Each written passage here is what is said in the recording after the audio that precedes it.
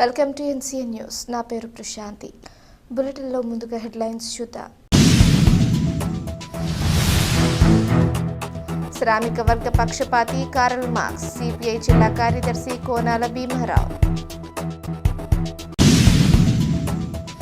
ప్రపంచ గమనాన్ని మార్చిన మహామేధావి శ్రామిక వర్గ పక్షపాతి కార్ల్ మార్క్స్ అని సిపిఐ పశ్చిమ గోదావరి జిల్లా కార్యదర్శి కోనాల భీమారావు కొనియాడారు. తణుకులోని సిపిఐ కార్యాలయంలో కమ్యూనిస్టు ఉద్యమ పితామహుడు కార్ల్ మార్క్స్ 208వ జయంతి వేడుకలను ఘనంగా నిర్వహించారు. ఈ సందర్భంగా మార్క్స్ చిత్రపటానికి పూలమాలలు వేసి నివాళులర్పించారు. పెట్టుబడిదారీ విధానంలోని లోపాలను, దోపిడీని ఎత్తిచూపి దోపిడీ లేని సమాజ నిర్మాణానికి మార్క్స్ ఊపిరి పోశారని భీమారావు అన్నారు. కార్మిక వర్గ విముక్తి కోసం మార్క్స్ చూపిన మార్గం నేటికి ఆచరణీయమన్నారు. ఈ కార్యక్రమంలో సిపిఐ తణుకు పట్టణ కార్యదర్శి బొద్దారి నాగరాజు, సిపిఐ తణుకు ఏరియా కార్యదర్శి సికిల పుష్పకుమారి, నూనె రాధాకృష్ణ, కాపక సత్యనారాయణ, గోపిన ప్రసాద్, వెండ్ర విఘ్నేశ్వరరావు తదితరులు పాల్గొన్నారు. కమ్యూనిస్ట్ ఉద్యమ పితామహుడు కార్ల్ మార్క్స్ 208వ జయంతి సందర్భంగా తణుకు సిపిఐ ఆధ్వర్యంలో ఘనంగా నివాళులర్పించడం జరిగింది. మన కార్ల్ మార్క్స్ ప్రపంచ గమనాన్ని మార్చినటువంటి గొప్ప మహామేధావి.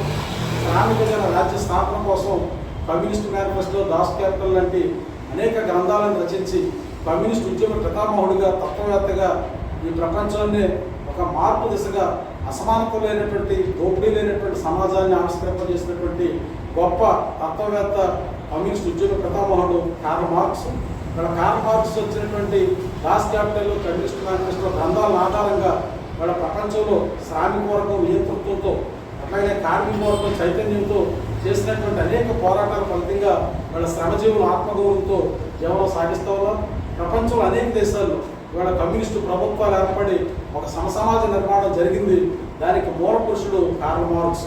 వాళ్ళ కార్ల్ మార్క్స్ ఏదైతే అసమానతలు, దోపిడీ లేని వ్యవస్థ కోసం ఆయన జీవితాన్ని దారిపోసారో, ఆయన ఆశయ సాధనే లక్ష్యంగా కమ్యూనిస్ట్ పార్టీ శ్రేణులు నిరంతరం కృషి సాగించాల్సినటువంటి అవసరం ఉంది.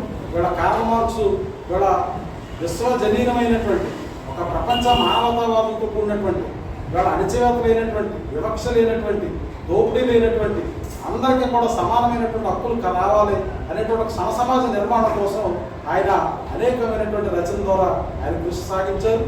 ఈవేళ కార్ల్ మార్క్స్ ఆయన ప్రపంచంలోనే ఒక గొప్ప ఆర్థికవేత్తగా, తత్వవేత్తగా, మహామేధావిగా ఇవాళ పరిగణించడం జరుగుతుంది.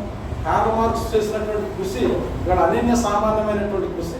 ఇవాళ కార్ల్ మార్క్స్ ఏదైతే ప్రపంచ కార్మికులారా ఏకకండి, పోరాడితే పోయేదేమీ లేదు, బానిస సంఖ్యల తప్పనే నినాదంతో ప్రపంచంలోని శ్రమజీవులందరినీ ఐక్యం చేసి వారి హక్కుల కోసం వారు ఉద్యమింపలాగా చేసి ఇవాళ ఆత్మగౌరవంతో వాళ్ళ కార్మికులు, శ్రమజీవులు కనీసమైనటువంటి వేతనాలు పొందుతూ, నిర్ణీతమైనటువంటి 8 గంటల పనిని పొందుతూ ఇవాళ జీవనం సాగిస్తున్నారంటే కార్ల్ మార్క్స్ అందించినటువంటి, చేసినటువంటి అవిరమైన కృషి. ఇవాళ శ్రామిక రాజ్య స్థాపన కోసం ఆయన కలలుగన్నారు. ఒక సమసమాజ నిర్మాణం కోసం కలలుగన్నారు. ఆ సమసమాజ నిర్మాణమే లక్ష్యంగా అసమానత లేనటువంటి, దోపిడీ లేనటువంటి, వివక్ష లేనటువంటి, కులమతాలకు అతీతమైనటువంటి ఒక సమసమాజ నిర్మాణమే లక్ష్యంగా కార్ల్ మార్క్స్ ఇచ్చినటువంటి వాదనలను వీళ్ళ ఆచరణలో పెట్టడం ద్వారా వారికి నిజమైనటువంటి నివాళులు అర్పిద్దాం. వీళ్ళ కార్ల్ మార్క్స్కి 208వ జయంతి సందర్భంగా మరొకసారి జోహార్లు అర్పిస్తాం.